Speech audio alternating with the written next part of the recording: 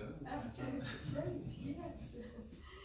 Not only my invitation, but I understand that Susan Penngrove, the founder of Alliance for Bhikkhunis, and then also Bhante, one of our international Bhikkhuni ambassadors, at the Shakyajitu conference recently in Australia, in the Blue Mountains, and then met Bhante and encouraging him to follow up on an invitation from years ago. So, thanks so much for being here. I've been contemplating about that time 10 years ago, and coincidentally, Dhammadharini was also there together. She was part of the ordaining Bhikkhuni Sangha, and also Ayasopana was there. She was part of the ordaining Bhikkhuni Sangha as well. And Bhante Sujato was there. He was one of the leading bhikkhus to recite the confirmation of the Bhikkhuni ordination together with Ajahn Brahm. And Ajahn Brahm also. So Ajahn Brahm also and Bhante Sujato were the two main chanting books for that ordination.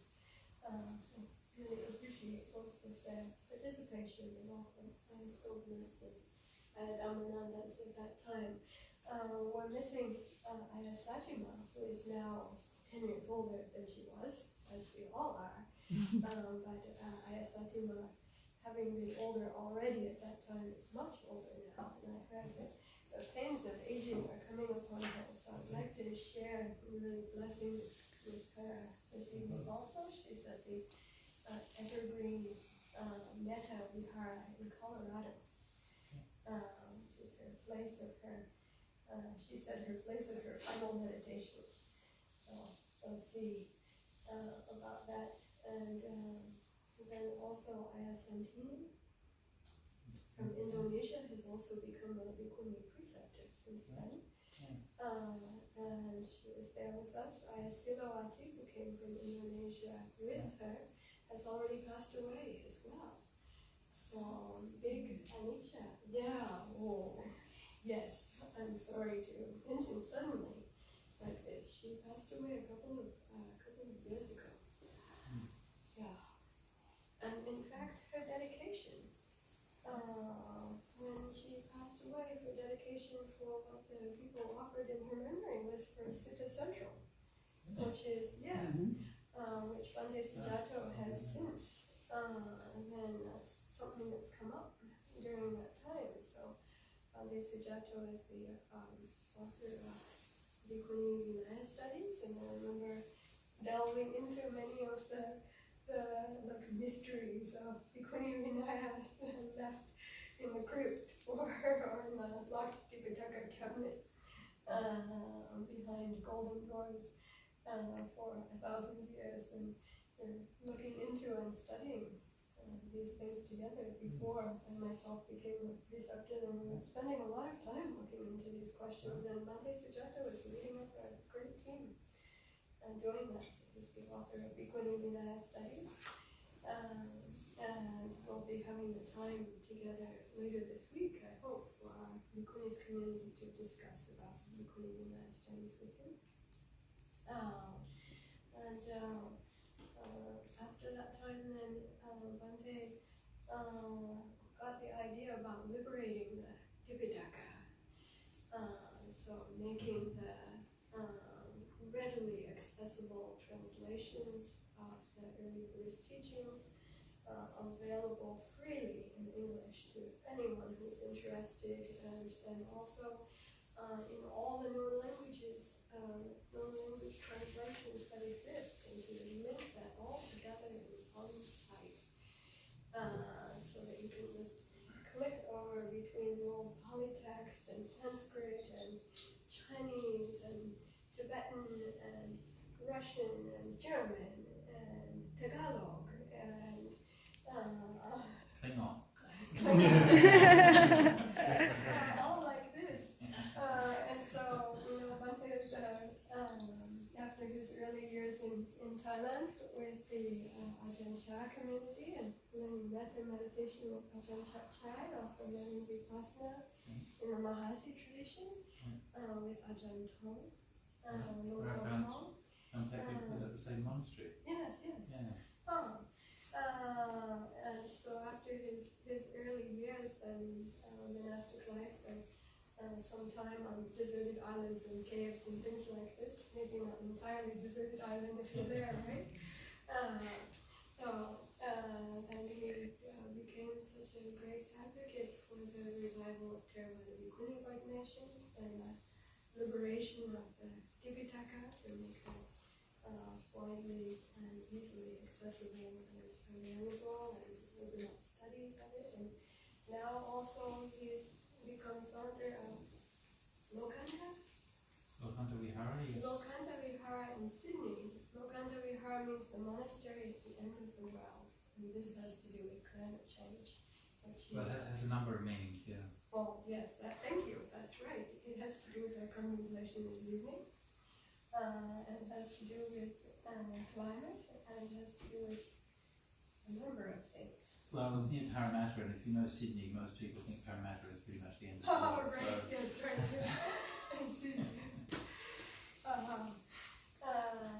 So glad to have you here with us this evening.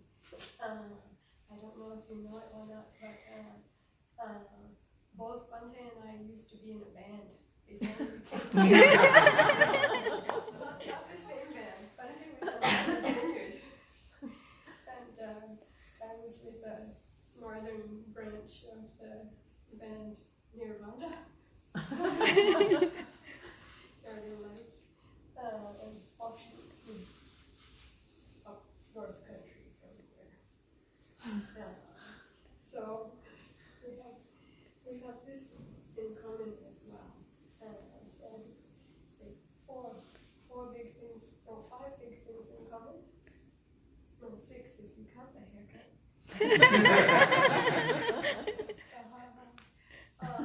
And 7 if we count appreciation for metta, breath, death meditation, which we were enjoying leading up to this time. So I'd like to offer this evening to everyone here. Bhante and all who joined. Namaskar China, you're looking at me and smiling. Dancing Anjali. Wherefore? Well, we were hoping, before turning it all over to Bhante, to highlight one aspect of this anniversary is that it's also the anniversary of Ayatoloka's appointment as a Bhikkhuni preceptor. So I have gathered here some reflections and well-wishers from various people, various Bhikkhunis who have, who Ayatoloka has appeared, served as a preceptor for. And if it's okay, I'd like to just read a few of those. I actually had the idea of having people, various people from the community read. I admit I didn't warn them in advance. So if they're willing, I wonder if some of our community members would be willing to read. Dhammadharini, would you read a reflection? So, would you read this message from Venerable Hasapanya? Venerable Hasapanya was one of the first group of 4 who was ordained on this day 10 years ago. She's now the abbot of Dhammadharini Monastery in Western Australia. And she was originally my student in Malaysia. Right, that's Yes. right. Thank you for reminding me. Yeah. Original Bhante student in Malaysia. Hasapanya and her family used to come and offer dana to me every day. I was in Ipoh for a year, and so they'd come every day. And she would get up early in the morning, meditate, go and start her business, work, lunchtime, come, and then somehow work out how to bring dana with her sisters. Lunchtime she meditated. In the evening she would drive doing deliveries. She'd get home at night, cook dinner for her father, ailing father, and then sit and listen to Dhamma talks and meditate until late at night before getting a few hours sleep and starting again. And she and her sisters were all very devoted, very powerful practitioners. And one of her sisters, I don't know if it's probably okay to reveal this story, it's quite some time later, but one of her sisters came to me one day with a meditation problem. She said, Bhante, I have a problem with my meditation. She said, I can't sleep. I said, really? That sounds bad. What happens? She said, well, I lie down to meditate, and when I watch my breath, and then when I watch my breath, my mind, this light comes into my mind. My mind's filled with light and joy, and I just lie there all night. Light and joy, and I can't get any sleep. Really? And how do you feel the next day? She said, I feel wonderful. I don't think it's really a problem, actually. So, and then one day she came and she said she wanted to renounce and become a nun. And so I recommended she go to stay with Ajahn at Dhammasana. And of course the community there was very supportive, and the only problem that she had was with her husband, who was fine with it all, except he said he couldn't stand the idea of seeing his beloved wife with a shaven head. Actually, that was the hard bit for him to get over.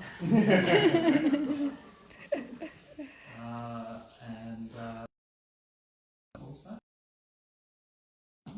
he was also, everyone was fine with it. Anyway, so that's I has a family. So this is a message from Venerable Bhante. I would like to take this opportunity to express my gratitude and appreciation to Ajahn Dhammadharini for accepting the invitation to be the Dhammadharini for the first Bhikkhuni ordination in Australia. This has started the ball rolling for the growth of Bhikkhuni community in Australia. On behalf of the Bhikkhuni community, we would like to honor her 10 years of service in this room with gratitude and respect. Venerable Hasapanya. I think his name is given by Bhante Sujato. Did you give her name? I don't think so. She told me that you... Did I? Oh, okay, I must have done. She remembers. I can't remember. Yeah, okay. She says so? Yes. So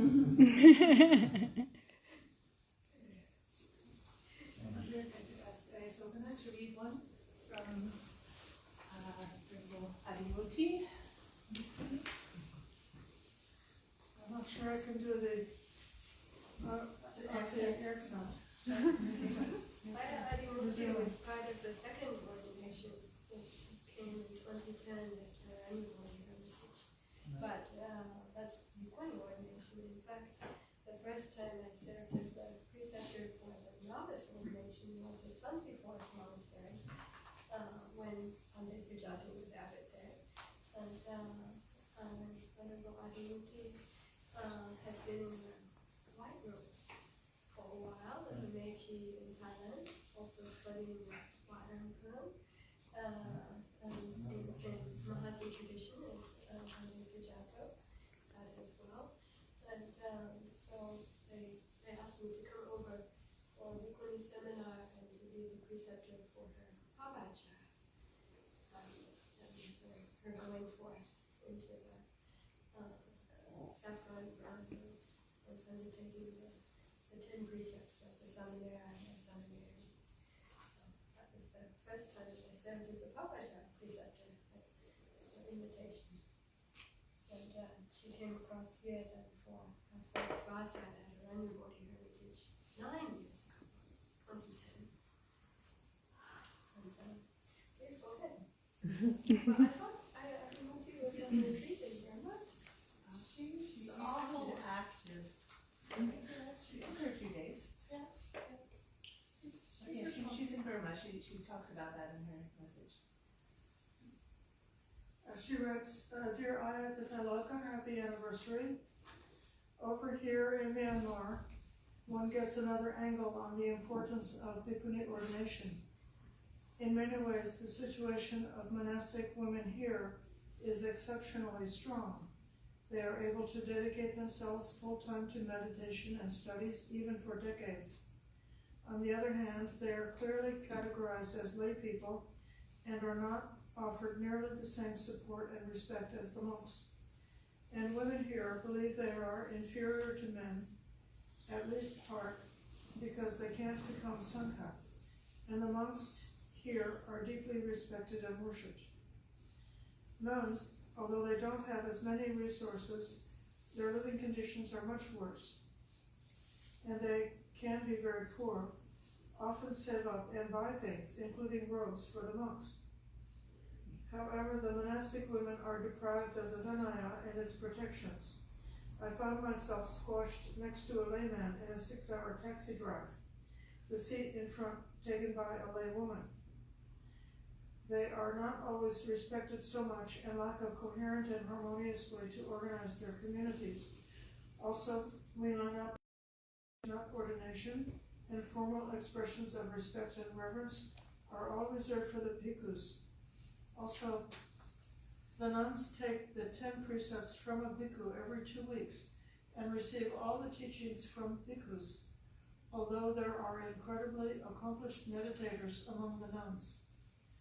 Also, outside of Myanmar, in the PAOK system, which is incredibly supportive of monastic women, although the inequalities are still glaring, it is difficult for the nuns to survive. Many of the foreign nuns, Western and Asian, watch the Bhikkhuni movement with great interest and inspiration. For myself, I am so grateful to be here, as the conditions for practice and studies are the best I have encountered. However, the gender dynamics are extremely disheartening, and one thing that sustains me is the possibilities that Bhikkhuni ordination opens to establish something independent for both myself and others, where we might devote ourselves to profound meditation and the sharing that flows from that within a structure that is beneficial and empowering on all levels.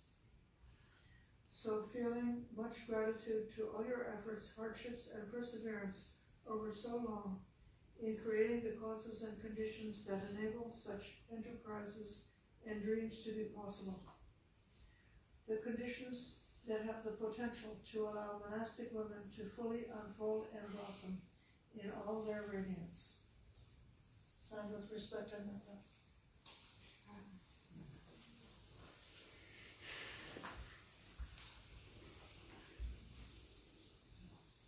Speaking Venerable Monica, because she's going to give her own message at the end. Anything you do pretty short? No? Okay. In that case, I'll read it. This one is from Bhante Sujato, Bhikkhuni, who is not here tonight. She's in the forest. But she says, Anjali Ayatapalrupa Terry. Congratulations on your 10 years as a preceptor. Thank you for making it possible for so many to enter monastic life. Also, thank you for your faith in me to allow me to enter monastic life and train with you. We are all grateful for helping make possible the growth of the Bhikkhuni Sangha around the world. With much metta, Suvijana Bhikkhuni.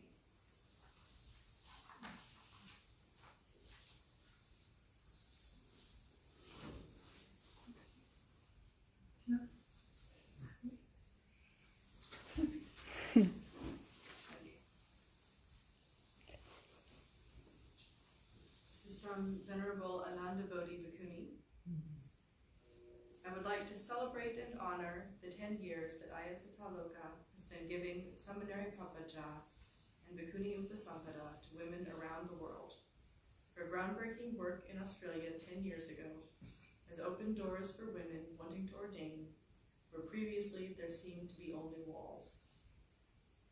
I so appreciate that after the flashback to the Bhikkhuni Upasampada 10 years ago, Aya's response was not to recoil or withdraw, but to boldly keep moving ahead, knowing she was aligned with what was right and in accord with Dhamma Vinaya.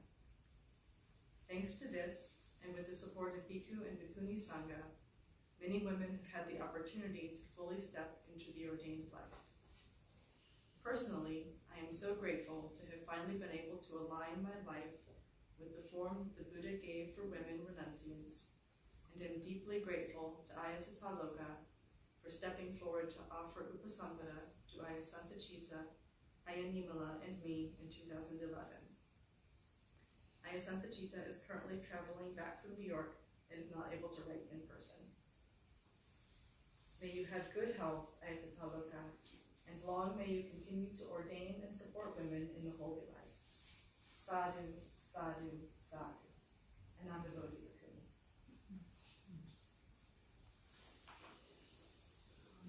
It's not actually true that Ayya Sujato was not able to write. She did write.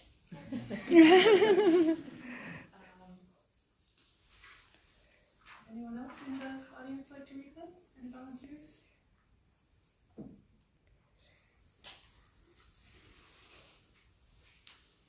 Sorry.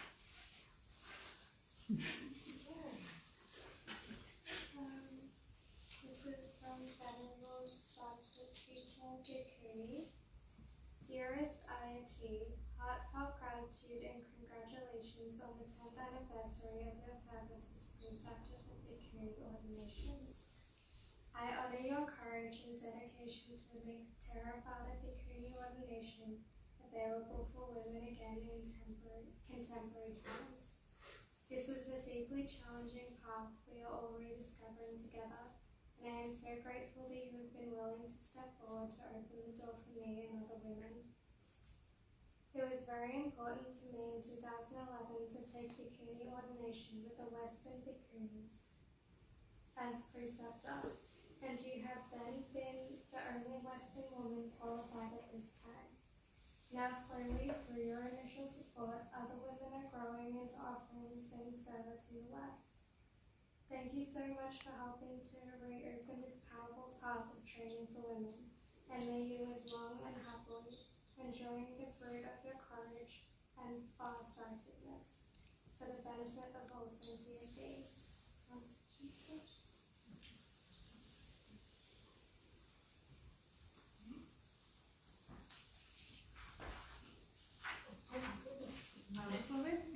Maybe we don't have to do them all.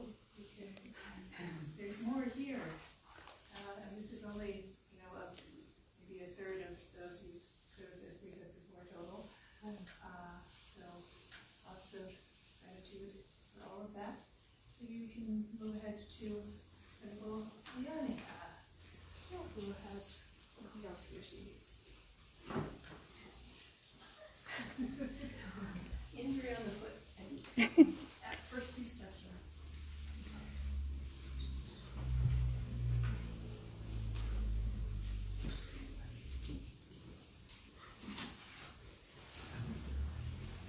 Offer the tray on behalf of all the Bhikkhunis, the Samadhiris, the Anagarikas, and all the aspirants who look to see what is possible now in the world that's only been a decade in the making. All that's happened in that time. So for all of those in the past, those who are in robes now, and for those who have the aspiration, with gratitude.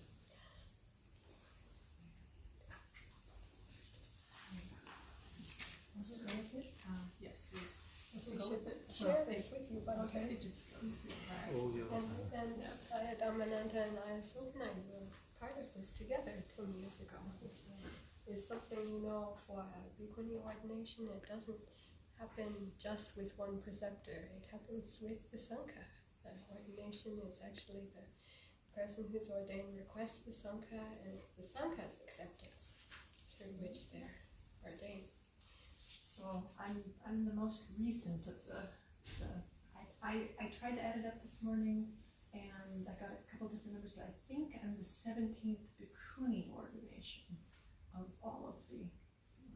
So I say the gift of membership in the Sangha is priceless, and the gratitude to the one who petitioned the Sangha on behalf of the candidate is boundless. Ayya Tataloka served as my preceptor for the levels of Anagarika, Samaneri, and Bhikkhuni. At each stage there was more and more alignment and rightness. My aspirations feel like they now have the rights to the form given by the Buddha to fully blossom. Sad.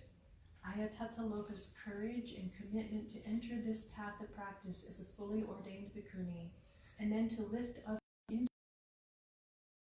paths could also be ones of full monastic worthy of much appreciation and joy. Full with gratitude and commitment to take the precious gift of monastic life and practice for its fulfillment. It is wonderful to have the opportunity to express that gratitude amongst the many others who have likewise been blessed.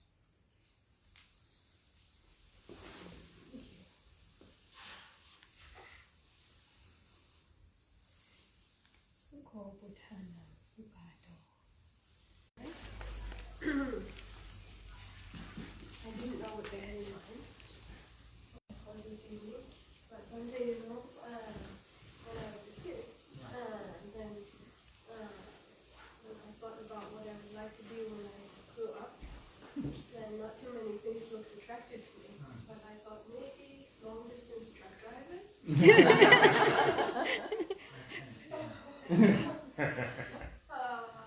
And then I also kind of liked road worker.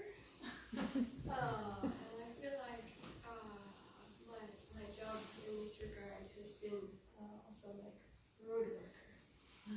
So I remember the time that I was in Thailand years ago, in Bangkok, being on the side of the street and then seeing tiny, so fresh baby bodhi tree leaves growing up out of the cracks in the asphalt, in the pavement, and then the bus whizzed right over, and they're growing up out of the walls and out of the pavement everywhere. But then in our chanting, reflecting the salient qualities of the Sangha as the Buddha intentionally established it, Punyaketam Lokasati, Anutaram Punyaketam Lokasati, an unsurpassed field of merit for the world. And I felt like somehow I got the chance to be like that bow seed that was able to grow up through the fractured crack in the pavement, even with the bus and the taxis and everything whizzing by, somehow being able to grow up out of the cracks. I thought if I could be like a road worker and open up those cracks just a little bit more, so that other good seeds would be able to have the opportunity to grow, then this would be good. Not to mention, like the Buddha's kind of behavior in making the well-tilled field where the seeds can be spread out and have the ideal environment for cultivation to grow and bear flowers and fruit, to bear fruit in this path of practice. So I thought if I can contribute to breaking up the pavement a little bit more after my hard rock days.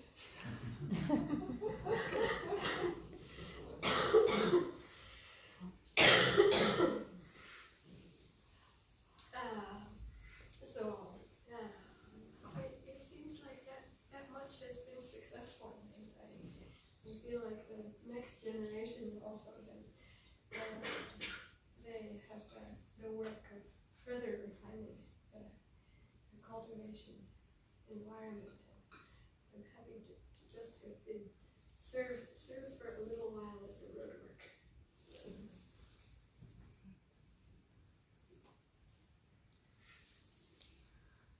Long distance driver. Of the Buddha's path of practice.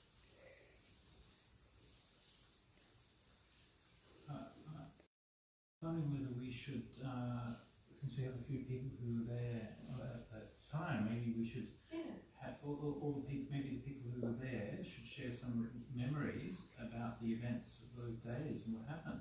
Because these things are already passing into myth. Right. It's like the But kind of I the passed beginning it of the, so quickly.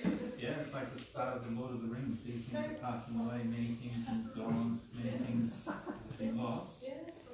So maybe we should keep the memory alive. Yes. What do you think? I like the idea. Are others amenable to this idea? Would you be willing to share something? And I open on and Amananda? Well, yeah, I can you remember pass that it to you.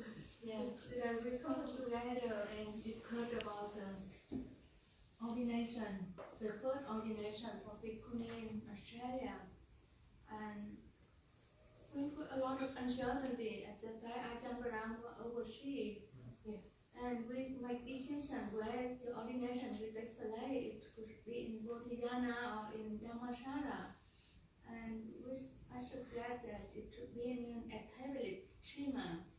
And finally we decided that to take place in the Shima of Bodhidharma. And everything is still uncertain because of many things going on again when the room was split out and many things against the ordination. And we not tremble, but anyway, we had a lot of going on, and the feeling of uncertainty and the feeling that we have to make a determination how the ordination will take place and how the procedure is, and we try to make it as simple as possible according to the Vinaya. And right after the ordination going on according to Vinaya, but right after that, there were tremendous. Today, next day, tremendous wave of the opposition and approval and rumor and a lot of things going on.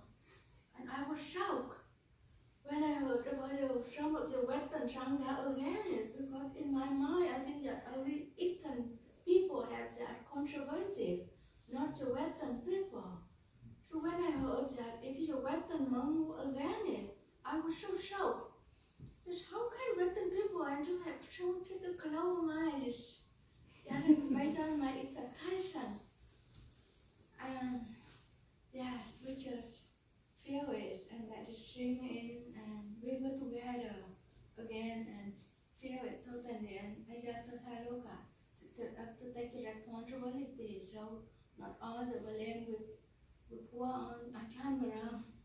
It was so brave of you, and you make such a commitment.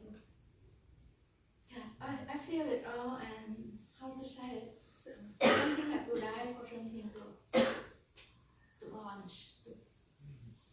And the old belief, old bias, prejudice against the woman, against the Bhikkhuni ordination have to die. How hard it is have to die for something new to be born.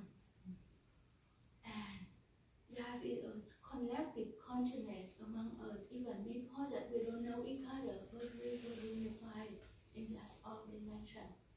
And since the day we keep connected, Dhamma is universal. And to me, Dhamma always universal, based on nationality, based on tradition.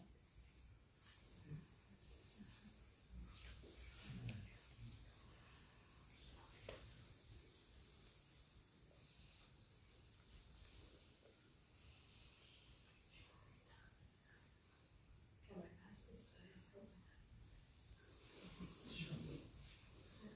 Bhante, you've got water on? I think we're just passing the torch, right? One of the strongest impressions I had of the ordination in Perth was that there was a desire to have an impeccable ordination. And I know that Ayatollah Loka and Ajahn Brahmali and Ajahn Brahm did a lot of work over many months in clarifying the script and the procedure of the ordination. I have the one thing that I've seen with Ayatollah Loka is that she's not willing to do an empty ritual or something that is not meaningful or something that we don't really understand the significance.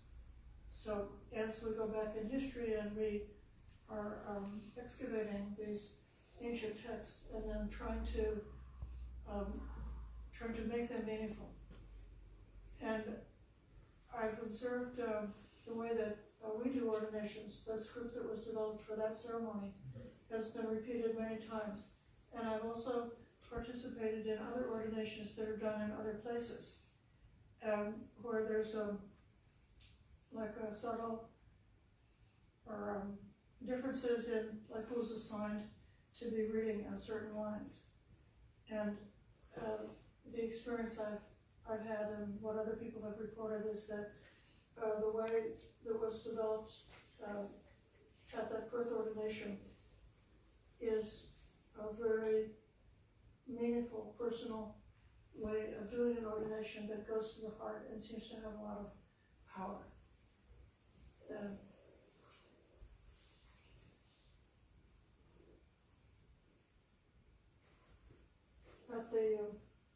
At the time of the ordination, my primary teacher, Bhante Sujato, was away on a one-year sabbatical, and his instruction to us was not to contact him unless somebody died.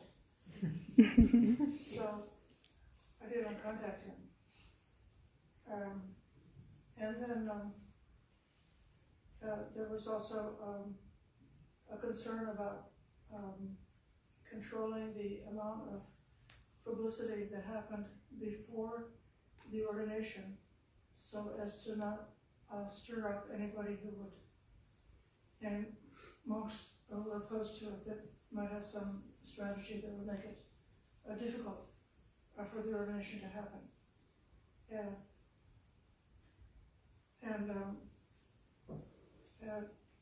To make a long story short, I did contact my teacher, Bhante, immediately after the ordination by email, and he congratulated me on courage and on participating in that. And then sometime shortly after that, at that time he was on retreat in Thailand, and some of the Thai bhikkhus found him and scolded him quite harshly, because both myself and Suchinta, who was also one of his students, had been on this ordaining Sangha, and they really scolded him for not being in control of his Bhikkhunis. Sorry, the Thai monks The Thai monks scolded Bhante for not being in control. That's where I turned off the. Oh, right. So, yeah, somebody else is recording that. Would you close? Yeah. Cancel that bit. Too late. And so, yeah, it was in part because of that I left West Virginia and ended up coming to California. So it had big repercussions. So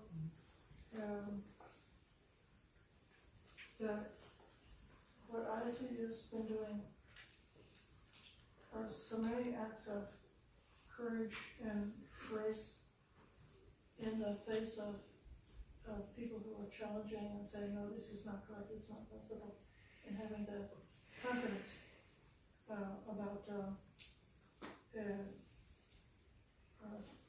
based on investigation and consultation, and really being sure that this is right, this is what the Buddha taught, this is what the Buddha indicates for us.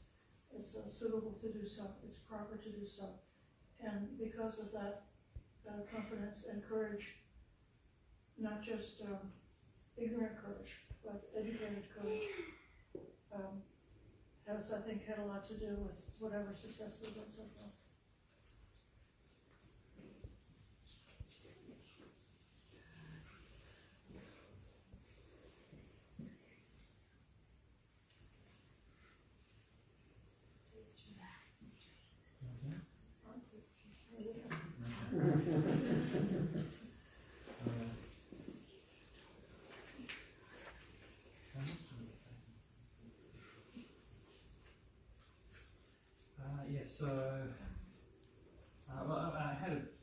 somewhat different experience of the ordination, because obviously a lot of the discussions among the Bhikkhuni, but it was one of the things that was nice.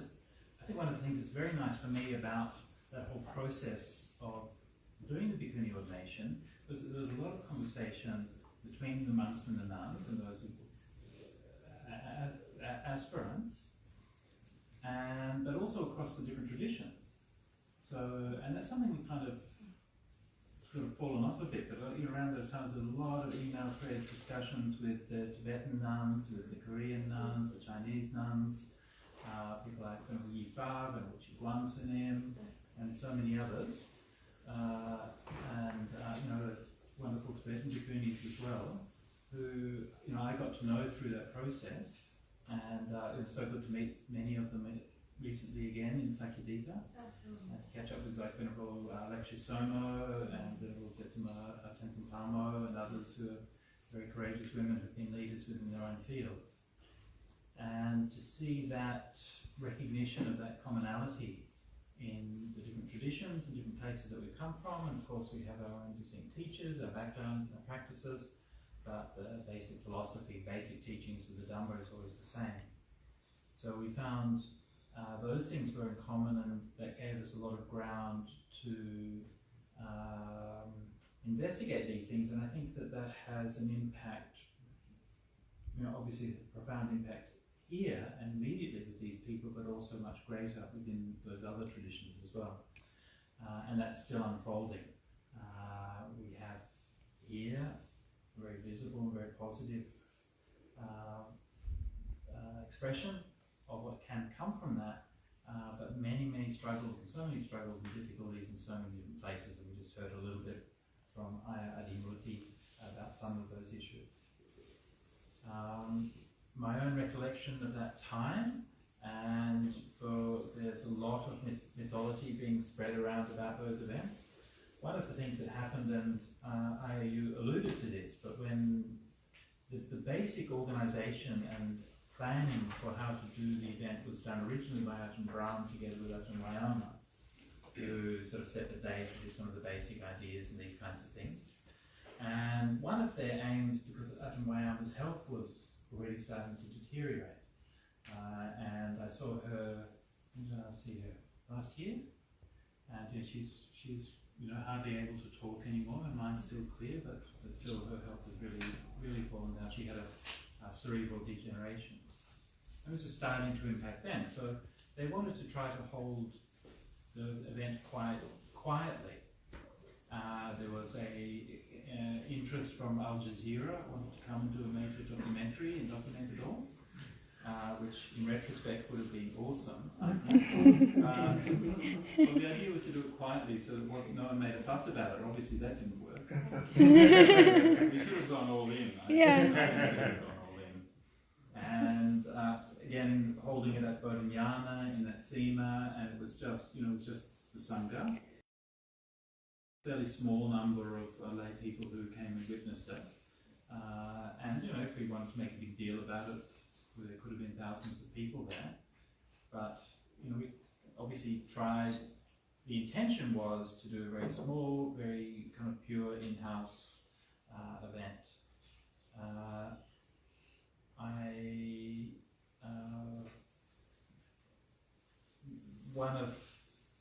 I have two kind of, apart from doing the event itself, I have two kind of really distinct memories of the day or around that time. One is of sitting in the Bodhinyana in the monk Sangha in the chores meeting after breakfast. So normally they have breakfast, and after that they sit around and give out the chores for the day. And they gave out the chores today, and it was like, so and so is going to be looking after that kuti, and so is going to be doing this and doing that, and nothing was done for doing the Bhikkhuni initiation, which is the groundbreaking ceremony that we're doing that night. This is typical forest monastery. Okay? Everything is like not well. It's done in a casual manner, shall we say, sometimes. Anyway, so I said, well, shouldn't we like maybe set up the hall or do some preparations for the ordination? And Ajahn Brahmali's like, well, we'll finish our drinks at like 7 p.m. this evening, and they'll be starting the ceremony at 7:15, so that should be enough time. I said, well, maybe I'll pop down. So one of I feel the personally, I feel one of my deeply unacknowledged contributions was that I actually laid out the mats for.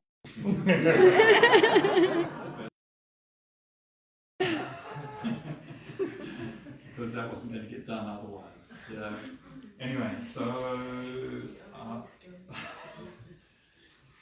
and you know, there was a lot of discussion at that time. It was very heated, and emotions were very, very heated, and it's weird.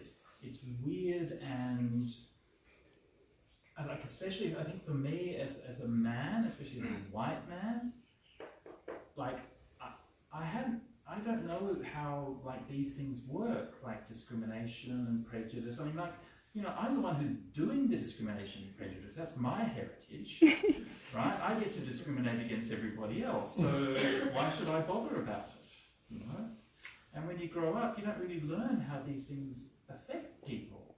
You know, when I first went to a monastery in Thailand, you know, I mean, not only am I in a foreign land, and yet everyone accepted me so kindly and put me on this pedestal, and they're very happy to have you there, right? You get reverse discrimination. But of course it's all blokes in the monastery. And you're like, well, yeah, so? And why is that? You know, why is that we get the chance to do whatever we want? And so, you know, as Western people in Thailand, you know, you're to not, you know, not digress their, not transgress their traditions and customs, right? I mean, you're a guest in a foreign land. This is the way they do things, so we just do it that way. And you know, we put a lot of effort to try to learn to do things the right way and to do things the Thai way because of that gratitude for the Thai people for hosting us and starting this. But then, as you go along, you realise that, of course, Thai people are not a monolith. And I think this is something which is really important to bear in mind, because sometimes people will say, oh, you know, the Thais, Sangha didn't like it, or, you know, monks didn't like it, or something like that. Well, if you talk to two monks about it, they'll have different opinions. If you talk to two Thai people about it, they have different opinions. They're people. And that's how it goes. So it's not like there's this kind of monolithic feeling among people.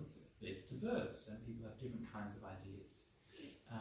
And you know, when I was in India one year talking with some of the Thai ladies who I knew from Thailand, who had spent a long time in monasteries, and they were like so enthusiastic about the idea of Bhikkhuni ordination, and if they had, you know, if it was available, then that might be something that they would be interested to do. I don't know how many anecdotes I can tell, but one of the one moment that night, and when all of these things were happening, I remember that the night before, I didn't sleep the night before. And it felt like this kind of energy, or this dam had kind of broken inside me. And it's one of these things you can't really explain, but you begin to realize that in these unthinking prejudices and biases which we've inherited, and which somehow through our conditioning, and maybe it's culture, maybe it's past lives, who knows, and it locks up all of these weird energies which you don't really know and you don't understand until you take that step. And then we encountered all these reactions and responses from different monks and different people, which was just so bizarre. I couldn't understand it.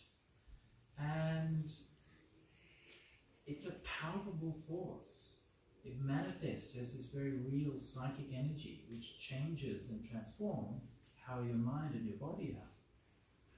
And so for me, this was a real revelation. Before that I knew there's the idea, right? It's the idea we should have equality and we should treat it well and so on. But you don't really feel it in your bones in that way. And so for me to really feel that was an indication of what the flip side of that is. Like when you hold that energy in, and when you have all that discrimination, you're locking up so much potential. You know, a very real thing. And it's not just for the women who are the direct people who are affected by this, but also with the men.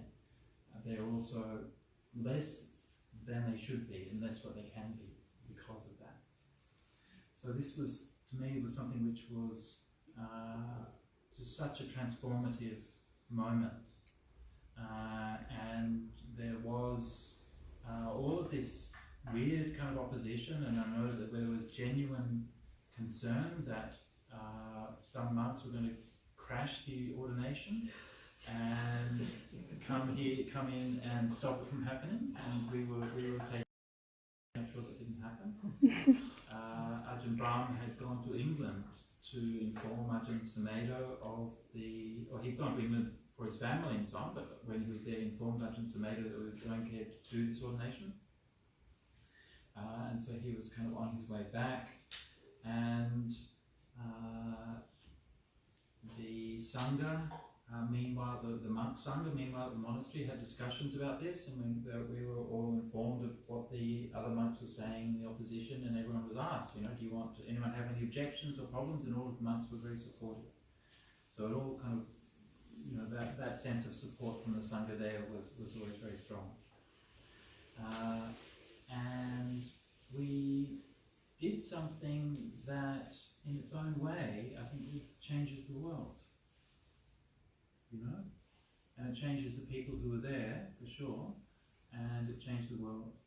And it made, I think it made the world a little bit of a better place. I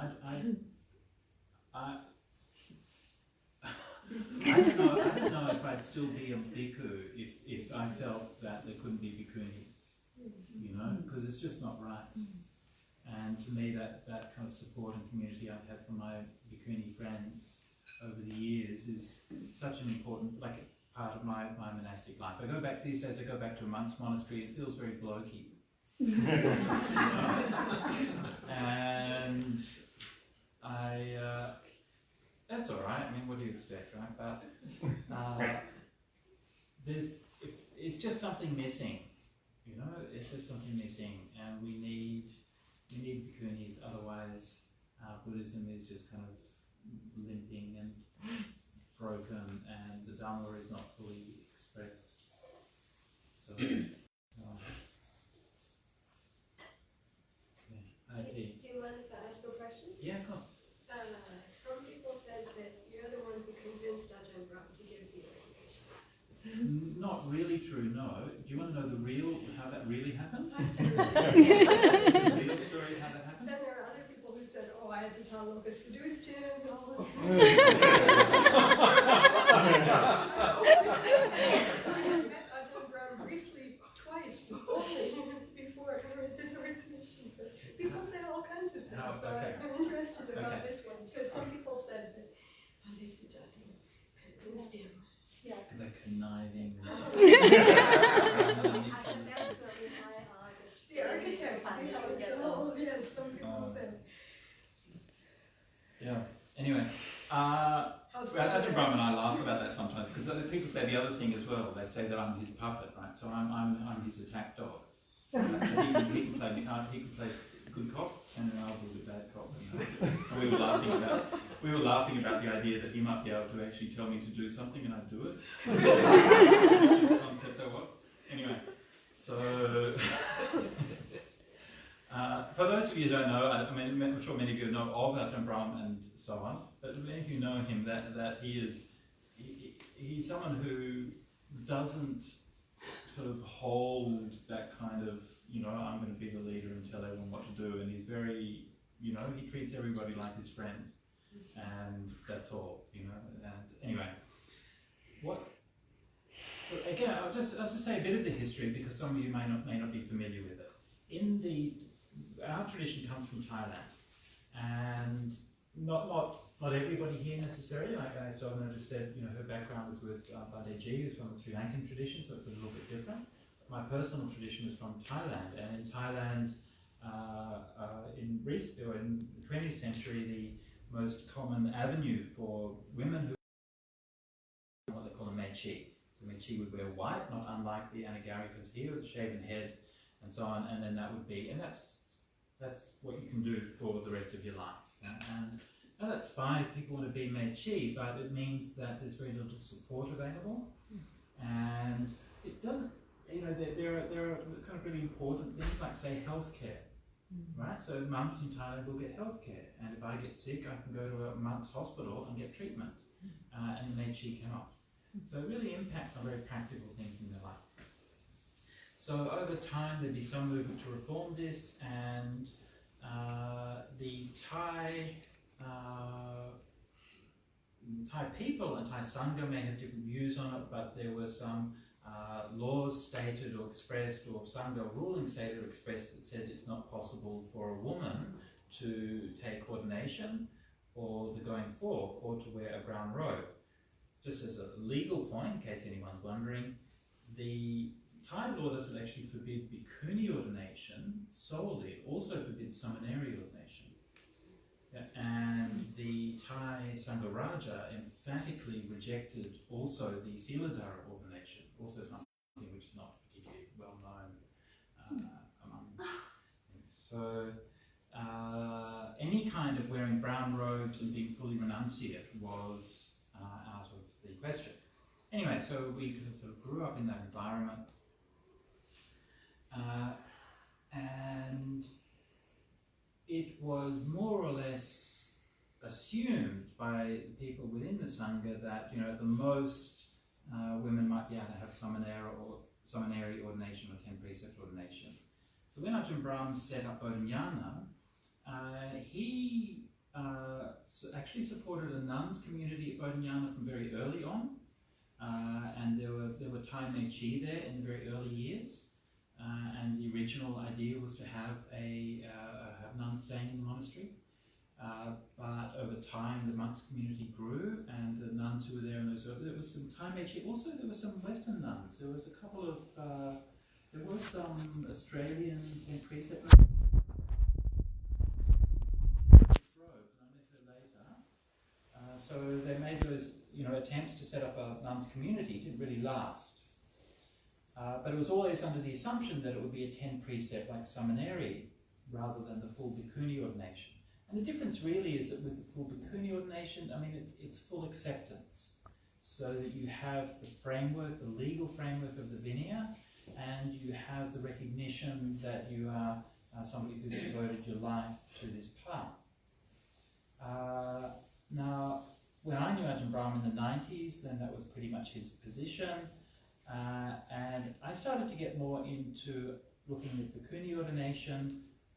A lot of that was because of my experience in Malaysia, and where I encountered the Chinese Buddhist traditions, that had a very strong Bhikkhuni lineage there, so I could start to understand how that worked. And I also started to do some of the study and the research. And the first hint about that for me was a footnote in Venerable Kanti Palo's edition of Jnana Moli's translation of the Patimokkha. Do you remember that, or have you seen that? Yes. And he put a footnote in about the fact that the Chinese Bhikkhunis were ordained from Sri Lanka.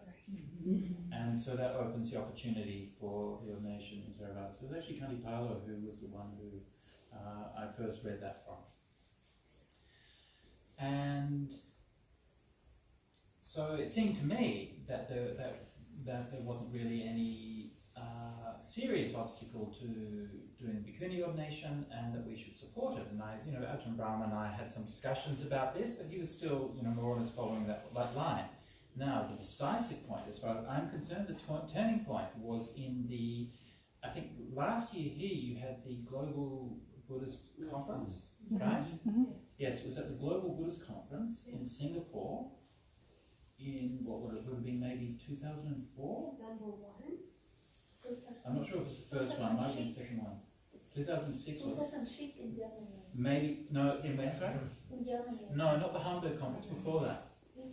Before that, in Singapore, Global Buddhist Conference, I think maybe 2004 or 2005, something like that. And Ajahn Brahm was there, and I was there, and this came up in a discussion in the conference. And when Ajahn he still spoke the 10 precept platform, and he spoke from Ajahn Wayama's point of view.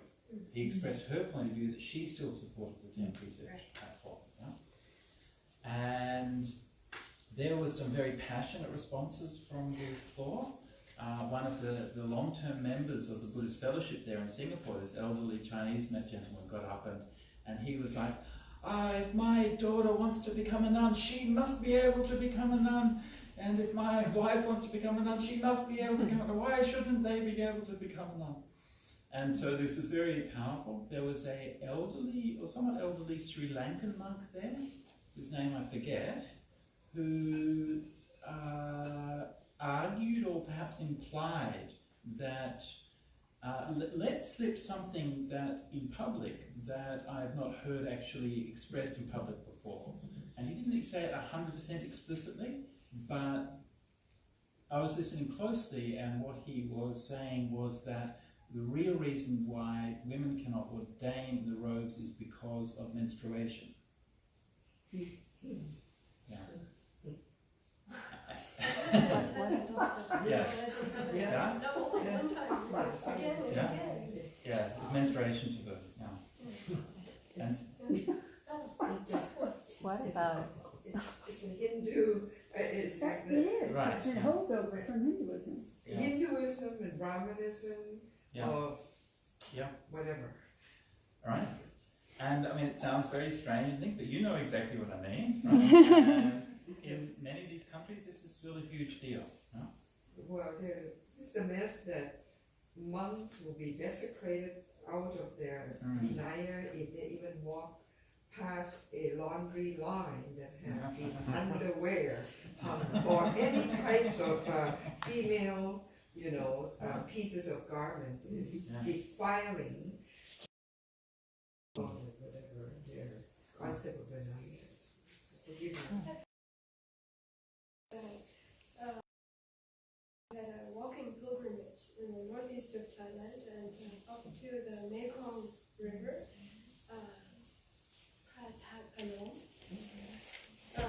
and there's an old shrine there, a collarbone relic of the Buddha on the Mekong, and that was the end point. So where is that again?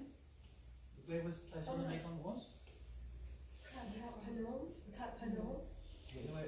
Circumambulatory path or to go inside the heart of the chaitya, which can be opened up, but the bhikkhus were allowed in, but no women allowed inside.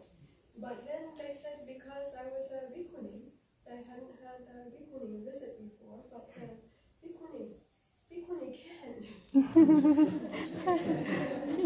So opened it up, and I got to go in and have the overnight meditation inside. So here's another funny side of it, that they thought women cannot go because it would desecrate or defile it, or it's against the tradition. But as a bhikkhuni, they thought that changes things enough that you're, I don't know, sacralized or something. So that's okay.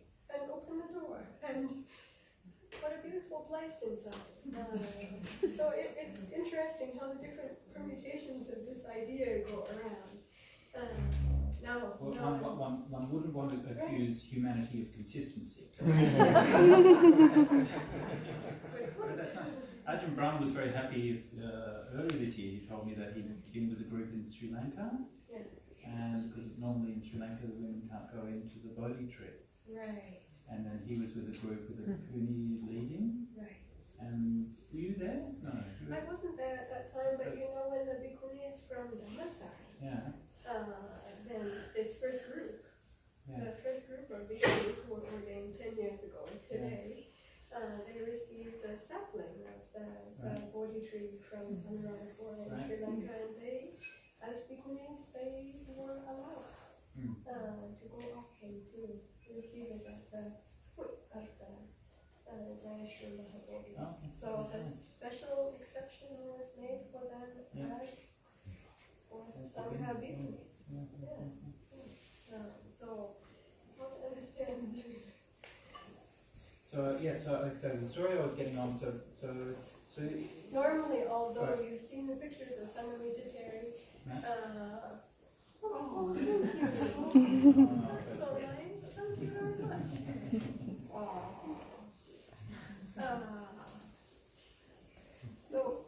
Although you've seen the pictures of Sangamita Terry carrying the Bodhi tree to Sri Lanka, contemporarily women are not allowed to touch the Bodhi tree. So, I mean, not the original Bodhi tree. And you might have seen also the paintings of Princess Hemamali carrying the Buddha's toothbrush in her hair. Anyway, in her hairdo.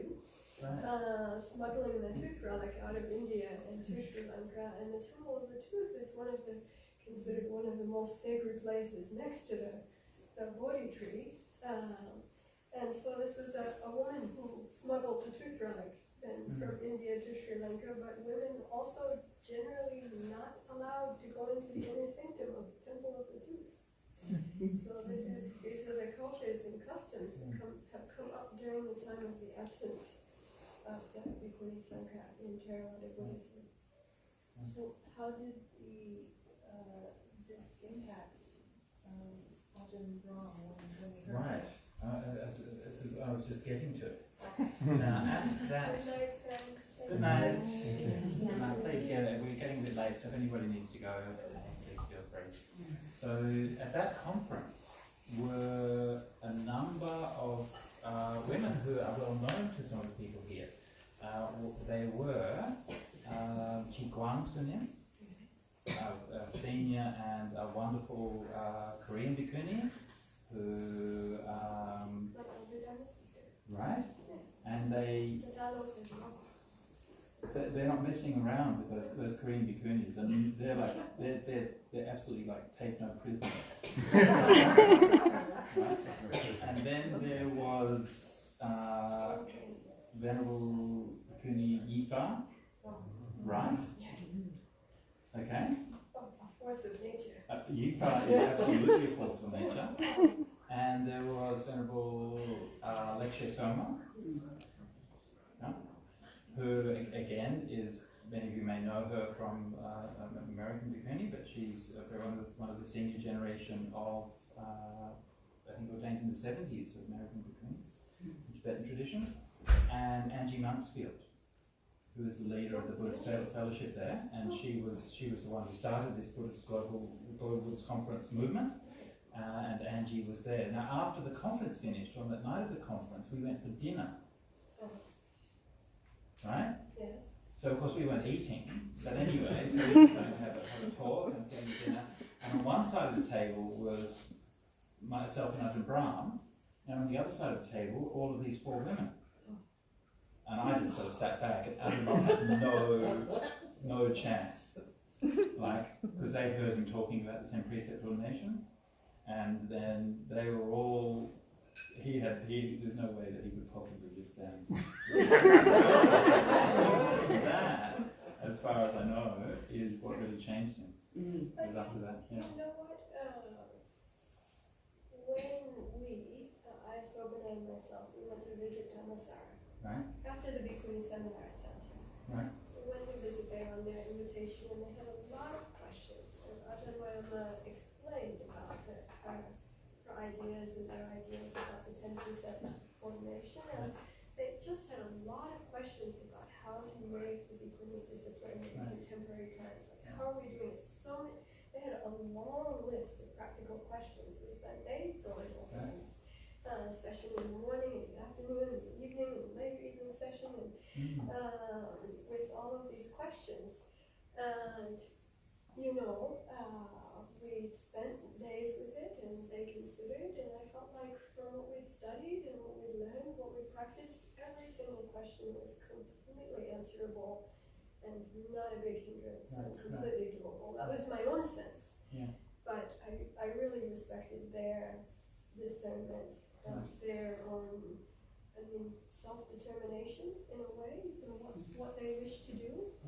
And so then when Ajahn Brahm called up a few months later, then one of the first things that he said is that Ajahn Brahm and the nuns had talked with him. and they told him that they're ready to go ahead. And then they explained why, and the doubts of theirs that had been resolved, and why they felt like it was important and should be done. So that's one of the first things that he said about it. I remember, and I just want to emphasize that because I think sometimes people are like attuned to looking at the leading male figure, Right, or yeah. the most popular teacher, or the Absolutely. Right. It wasn't him making anyone do anything, Yeah. but what he did was actually listen to what the women were saying, right. and he supported Jemima in her decision. Absolutely, yeah. And that's right. And that's really critical because one of the things. And for me too, to support out of compassion, to support their aspirations. In the Bhikkhu Sangha, one of the things is nobody listens to what the nuns have to say. And it's not as if there's been Sangha meetings where they've got together with the women Bhikkhunis and women to listen to their point of view. That just hasn't happened. Yeah. And so that's not so much. It's true. There are. I can think of 1 or 2 examples. Right. For example. Yeah. The other thing is, and you talked about the myth. Well, I heard so many times that Ajahn Brahm is the preceptor. Oh right, yeah. And having served as the preceptor, Right. but I can understand in the culture, in the whole cultural milieu, in the whole cultural environment, why people would think so, why people thought it had to be like that. And then people also, when I mentioned to them that he was actually not the preceptor, I served as the preceptor, I was appointed by the Bhikkhuni Sangha as the preceptor, and then they thought right away that this is some kind of weird Western feminist thing to do this, and that you can't do that. You can't just be changing the ancient texts and changing the ancient Sangha acts and this kind of thing to meet a contemporary Western feminist agenda.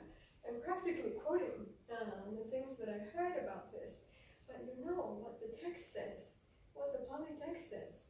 In the Pali text canon has a female preceptor. It has no bhikkhu preceptor in the ordination. We did it really completely, like straight out of the book from the Pali text canon. If people think this is coming from a Buddha, then this is not me made up something out of some contemporary Western feminist agenda. This is pulled straight from, if you believe this is from the Buddha, then it's anyway, straight from the text. Yeah. So not something we made up or did just according to our own ideas, but really something that we did faithfully to the tradition that we've inherited. I think your tremendous shock, a tremendous way of the opposition and all the other things happened after that ordination. It was concerning to a sense of identity. Sense of identity. Yes, a sense of identity. Some sense of identity was broken, and a new sense of identity are not literally accepted. Even in Buddhism, we talk about the Paramattha Dhamma. It means the ultimate truth. But people are still very much clinging to the paññatti or the concept and identity.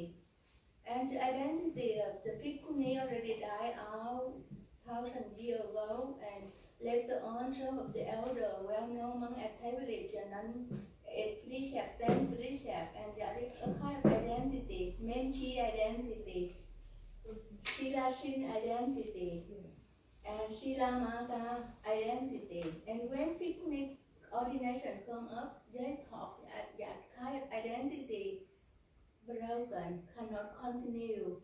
So that is why the tremendous reaction aftermath of the ordination. I reflect all about that, and I see that how can people talk much about the Paramattha, about the ultimate truth, but actually there is so much clinging to the concept, so much clinging to the perception of identity. and that is very hard to break. And that ordination was very, very bravery because it breaks away that kind of perception. It makes something new. And it can break because all that is an agreement. It's Panyati. Panyati in Pali means just agreement of a group of people. But how can people, in the social psychology, it's kind that they are social phenomena, social psychology, they cling to a sense of identity, a sense of class, and grade, and all that thing. It's really hard to break through. But it needs someone brave enough to come forward and to form a new form. Only a new form will do away with the old form. The super old form. The replay, kind of replacement and upgrading. So in the 21st century, the social condition and everything is changed, but people clinging to the identity not change. That's the problem behind it. It's not the gender discrimination, but it's a sense of identity. It's a identity. And I was shocked because that some of the very well-known monks I admire very much, I thought that they already break that sense of identity, that kind of sacrality, but what their reaction after that make me perceive that I really ignored. That's so hard. And even they become converted to Buddhism, to practice as Bhikkhu or Bhikkhuni, it's just a kind of changing of identity. It's not anything new. The thing new, it should be in the perception, that the wisdom must be transcend all these things. But if it's not transcend, it means they should change to another identity. But nothing break through in their consciousness. That make me think about that very hard. Such an important point. I realized I derailed your story one day. And also, I hope not to be misunderstood. I was not meaning to speak down to contemporary Western feminism. that wasn't my point. So please don't misunderstand about that. But I realized, yes, we derailed your story. You got to 2007. No, that story's more or less finished. But just on that topic of, thank you very much for that on identity. That's actually really important because it's not. Yes. Often people don't realise that, like how deeply these things are ingrained, and that's really important to express that. And just picking up on what you said about the preceptor, just again for those, there might be some people here who are not intimately familiar with the nuances of Buddhist monastic legal procedures. I'm just thinking that might be the case. So when we do an ordination, the ordination is done by a sangha, so that means by a community. So the Buddha gave a permission for the sangha to give the ordination, and the way that the ordination procedure is framed is very explicit with that. Sangham upasampadeti, the sangha gives the ordination. And so sangha in this case means a group, any group of monastics within that monastic boundary. So typically a monastery will have a monastic boundary, and within that there's a group of sangha, either bhikkhus or bhikkhunis, and then they will give the ordination. Now, to facilitate that ordination and to act as a mentor for the newly ordained candidates, the Buddha allowed the sangha to appoint what we call, for the monks, we call an upajjhaya. And for the nuns, they call it pawatini, which I will come back to in just one second. And we typically translate those terms as preceptor today. In fact, I think it's quite a misleading term, and I think both Brahmali and myself have moved away from that, probably to translate it as mentor, perhaps, or something like that. Because the upajjhaya, or preceptor, advocate, yes, they don't actually give the precepts. Right? So when you think of a preceptor, you might think of something like, say, if you take 8 precepts, and you might have a nun who's up here who's giving, or even for the seminary, right? And you actually give the precepts like that. So the preceptor doesn't play that role in a bhikkhu or bhikkhuni ordination. They play the role essentially of checking whether the candidates are suitable, of facilitating the questioning and acceptance of the candidates, but they also importantly take that role of teaching them, guiding them in the principles of the Vinaya, and undertaking to make sure that they have their requisites and that the physical material needs are looked after, and also that their emotional and spiritual and Dhamma needs are looked after as well. And so that's the role of a Pavatini or Upajjhaya. Unfortunately, in many forms of modern Buddhism, that role has been kind of usurped in a way that is ultimately a part of a nationalistic Buddhism strategy. So, for example, in Thailand, about 100 years ago, they decided to appoint the preceptors from the central government. Right? Yes. And a lot of the Sangha was really annoyed with this at the time, right? Especially in the north. Yes, they fought back against this for a long time because it's completely against the Vinaya. The Vinaya is very clear, it's up to the Sangha to appoint the preceptor. But this is a way that the central government can have control of the Sangha, because they can say who can become ordained and who can't. And of course then that becomes corrupted, because you can then pay the preceptor to get the ordination and so on. So this is not good. Anyway, so the way that we're doing it, in fact, is much closer to both the letter and the spirit of the original Vinaya. So in Bhikkhu ordination, then the Bhikkhus do the ordination and they appoint a preceptor for themselves. In the Bhikkhuni ordination, the Bhikkhunis do the main ordination and they appoint their preceptor. And the Bhikkhunis then come to the monks' Sangha, the Bhikkhu Sangha, who then confirm the ordination. But there's no preceptor appointed on the monk's side because the role of mentor is taken by the senior Bhikkhuni. One question I had for you, I was just thinking about this earlier. Do you know what the, for the Bhikkhus we have the Upajjhaya, and Upajjhaya literally means a close reciter. So in those days, the texts and the teachings were passed down by reciting things together and so on. And so the original meaning of the Upajjhaya was someone who you would have that relationship of a close reciter, and the student is called a Sadhuviharika, is somebody who literally shares a building with you, shares a room with you. So there was like that close relationship. Now, one of the points I've pointed out in Bhikkhuni Vinaya studies is that the Bhikkhunis have a different vocabulary to talk about these things, which is a sign that these are texts which are passed down within the Bhikkhuni community. Right? They're using different words for the same thing than the Bhikkhus do. Now, the word Pavatini, do you know I was thinking, what is the etymology of Pavatini? It's like in Dhammacakkappavattana Sutta, setting into motion the wheel of Okay, Dhamma, so Pavatini. getting you going, initiating you, setting you into motion in the path. Right, okay. So it's from what it's Turning, Turning. setting into motion, Okay. initiating, you could say. Okay, I thought it might be from Vatara as in speaker, but obviously not. You know, Pavatini makes sense. Yeah. So she's the Pavatini is the one who gets the ball rolling. Gets the ball rolling, yeah. That's right. Okay, so that's the wheel turning. Gets the wheel turning. Yeah.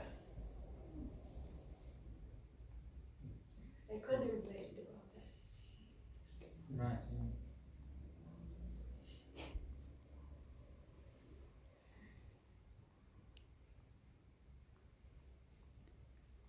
I don't know if does anyone have any questions or anything? People said it was first also. What? A lot of people thought it was first. So many people said it was the first Bhikkhuni ordination that had happened in Theravada Buddhism, and I wouldn't exist as a Bhikkhuni to be the preceptor if it were the first one. And none of the other Bhikkhunis would have been able to join together either. Dhammananda was ordained in Sri Lanka before that in the first international ordination there. Sobhana was also ordained in Sri Lanka.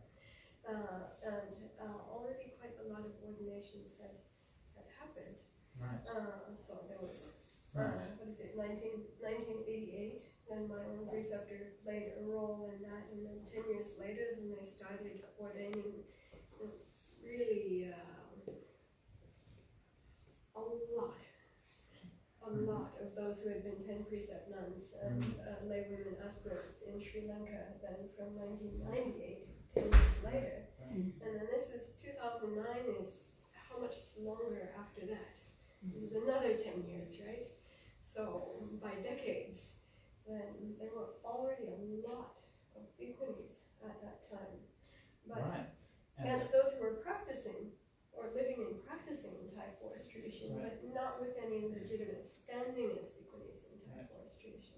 Right. So I hadn't heard even, well, I'm not sure, but I was really surprised when I showed up at Luntha Mahabua's monastery Right. and was accepted by him for having Right. retreat, and he offered his teaching and all of that, and then in front of everyone with the live stream rolling, then started to speak about Bhikkhunis there.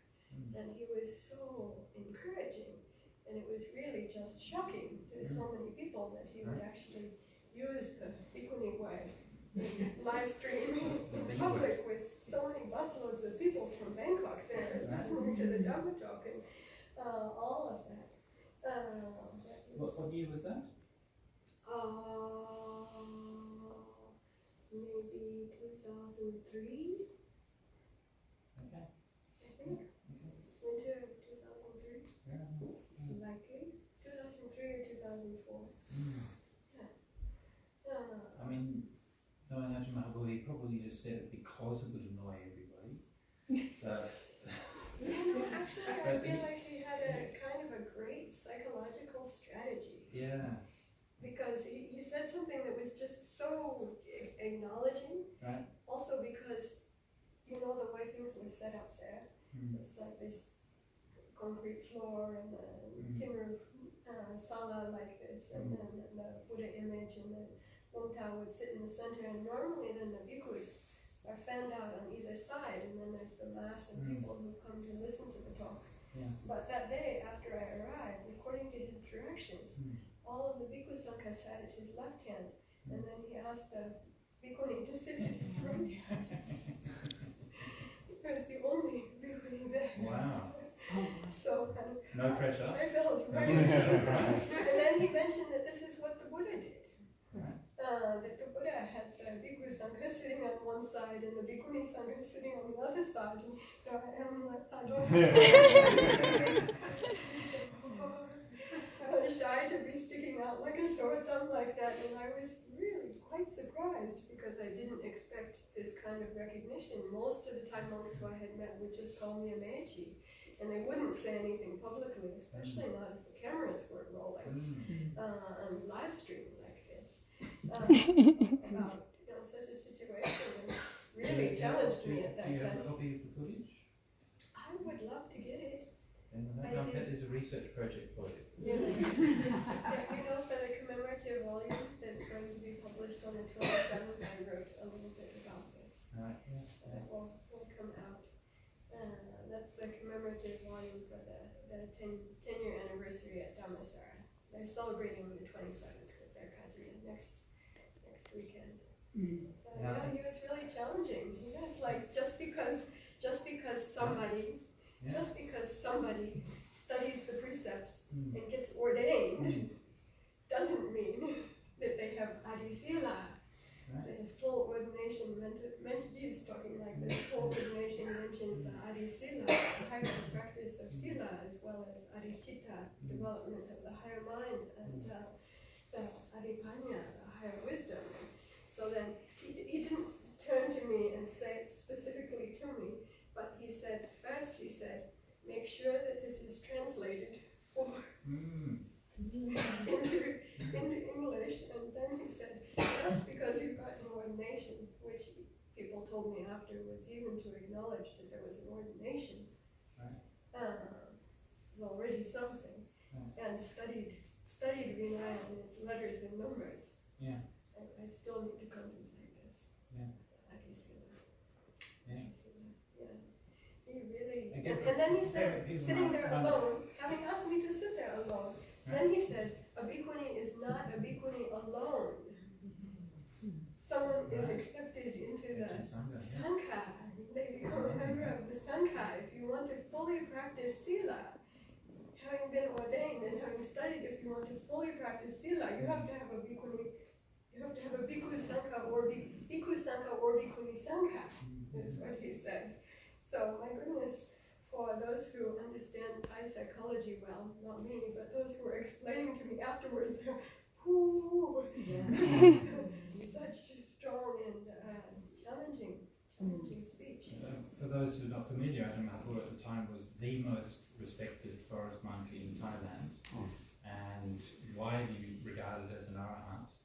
And basically, I mean, to the extent that if he literally, and I saw it personally, if he literally spat in his spittoon, they would be running off to keep the relics. Okay, that's how highly he was regarded. So he's making a statement like that about Bhikkhunis, and that means something. It was strong, and then he followed up with giving guidance and instruction and meditation practice during the winter retreat. So offered the space for it. But he said Adisila cannot be completely, unless you become an Arahanta, which is trying to encourage and support. So mentioning how much I supported Meiji Gao and the others, he said this one and that one and the other one, how I supported them. I wouldn't let them think that their being female is going to be an obstacle to their becoming an Arahanta. Tell her how much I support them practicing fully. They should have no obstacle in their mind like this. Not from me. From me you don't get an obstacle. From me you get the encouragement. Right? So this kind of thing that I appreciated. It was quite ferocious. I appreciated it. But he said, unless you become an Arahanta, you can't fully develop your Adisila unless you have a Sangha to be able to practice together. Because you cannot practice all of that unless you have a Sangha. You can't, it's impossible.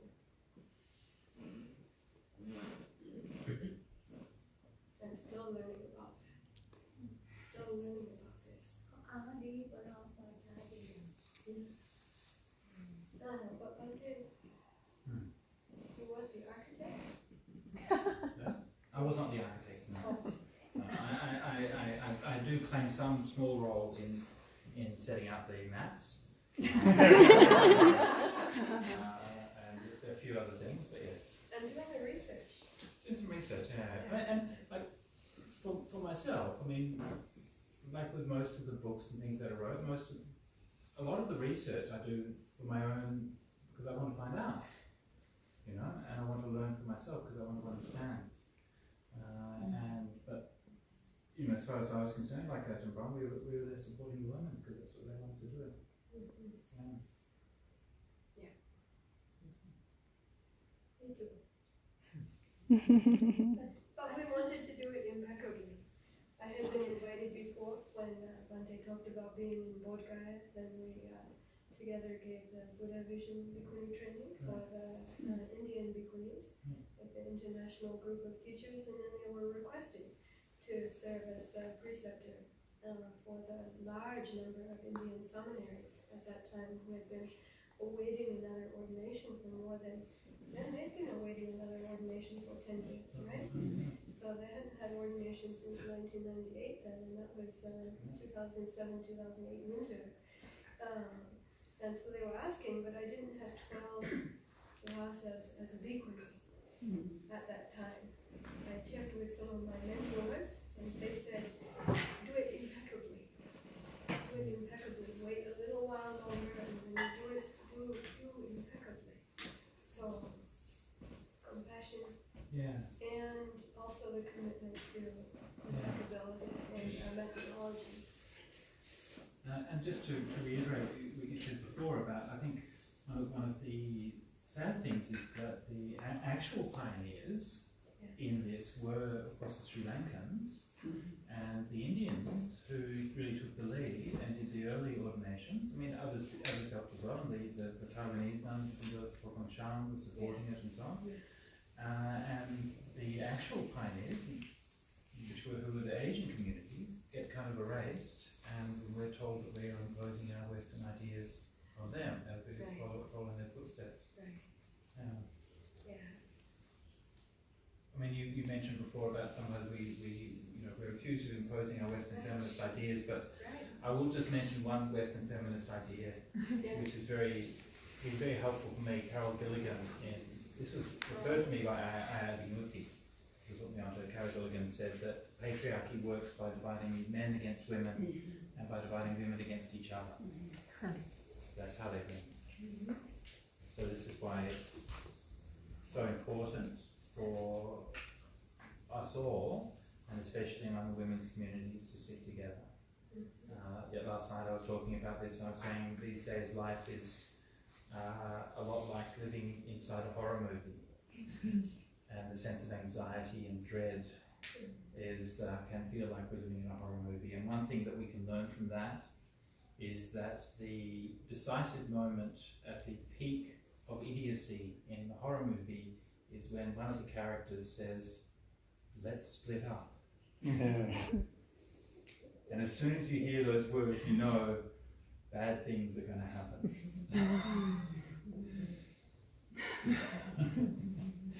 So the tougher things get, then the more we have to know, let's not split up.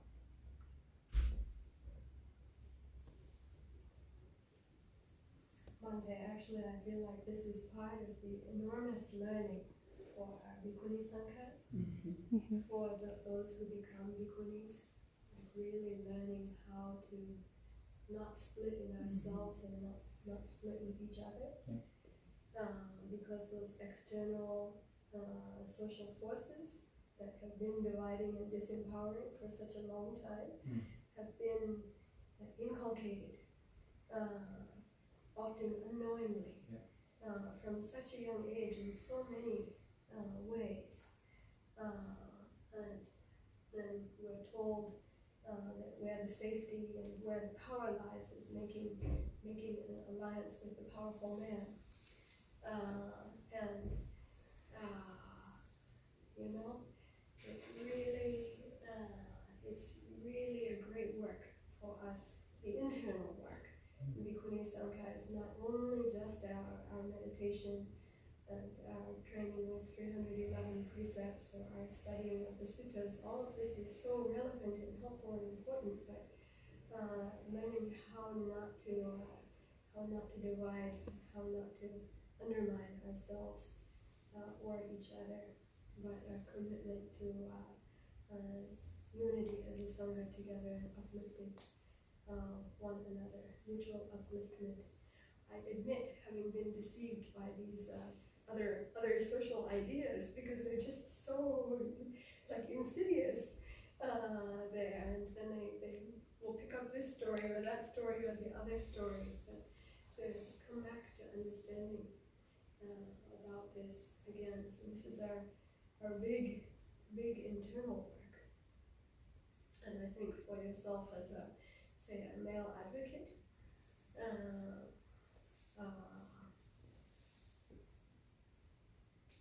keeping that role very sensitive of this dynamic that you mentioned is so important. Yeah.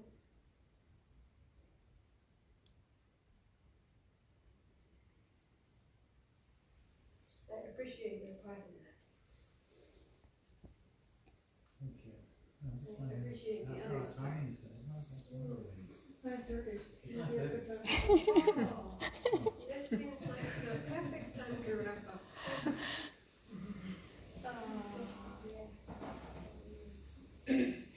I thank you. Bhante, thank you. Bhante, thank you. And to everyone who's joined us together this evening. I'd just like to very briefly mention that I think Bhante is going to be here for lunch dana tomorrow.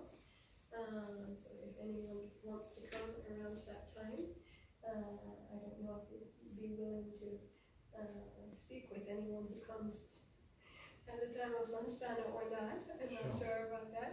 But also, then tomorrow evening, Bhante will be speaking at Dharma College in Berkeley. And then, what's next after that? This weekend, then at Sati Center for Buddhist Studies, Bhante will be offering day-long. Oh, I missed something very important.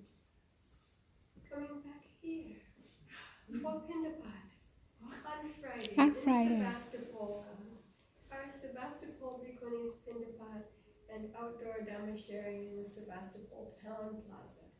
Bhante is invited for that. So if you'd like to come to join the Pindapat or the outdoor Dhamma sharing in Sebastopol Town Plaza between 9:30 a.m. and 1:30 p.m. on Friday, then welcome. And Saturday, Sati Center for Buddhist Studies, day long, down in Redwood City. Sunday, Sacramento, American Buddhist Seminary, seat of some of the Sri Lankan monks who have been so supportive to us in Bhikkhuni ordination here. And then, what's last? Stanford, on the 30th. Stanford, Core Center for Buddhist Studies, Leventhal Hall. Is that where I'll see one more, is that right? You'll see Rama tomorrow night at Dharma College. Sure. Yeah, that's tomorrow. And then she's taking off to India. Right, okay. Next day. Yeah. Welcome to join for any part of that. I don't know if our Bhikkhuni's vehicle, if there's space inside or not, but if you want to ride along, please check and see if there is. Or if you have space in your vehicle that you'd like to offer, maybe it would allow someone else to be able to join in together. So Bhante, I hope this is an excellent week of Dhamma sharing. Thank you so much for joining us on this anniversary, October 22, 2019, 10 years after the Great Bhikkhuni ordination in Perth, Australia. So it's one of the architects. The one who laid out the maps.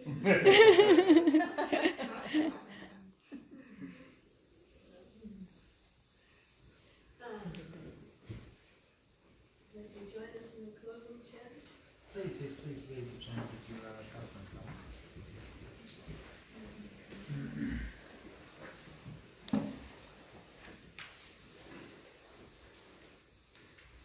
Anyone who knows this chant is welcome to join in together.